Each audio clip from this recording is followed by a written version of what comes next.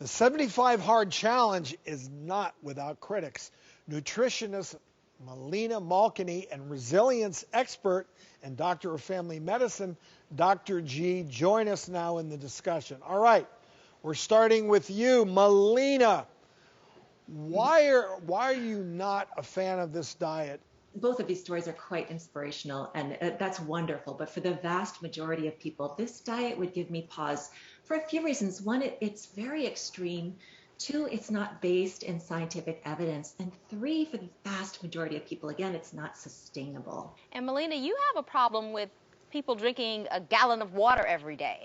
Yes. Well, so, everyone's fluid needs are very different. And when we make a blanket recommendation like this, that everyone needs to drink a gallon of water, we're not taking into consideration all the different aspects that play into that variation, like the weather and their activity level and any concurrent medical conditions.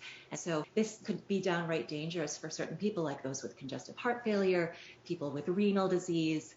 And this is very rare and, not something that happens all the time. But when we drink too much water too quickly, this can put us at risk for water intoxication, which is an electrolyte imbalance. And when the sodium levels get too low in the blood, and that can actually be downright life-threatening for people. And I want to say we really do need to focus on drinking more water. I think most of us that's a good goal for us to be better hydrated. But there's a gentler and more reasonable way to approach hydration that's more individualized and like we've all been saying here, less extreme. Dr. G, what are your thoughts on the argument that this challenge builds mental toughness and resilience?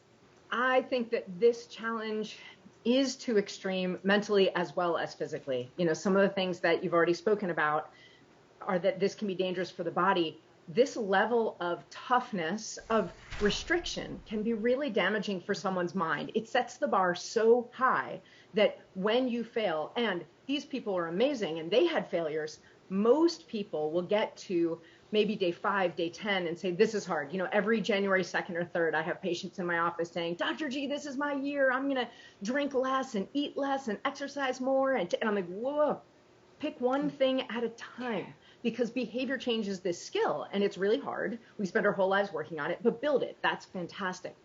One of the things that really worries me about this challenge is that if you make it to day 50 or 60, and, for example, you have an injury or your family needs something from you, you might push through. You might ignore your family. You might ignore your own body because you're so afraid of failing this challenge. It leaves no room for compassion or grace for yourself.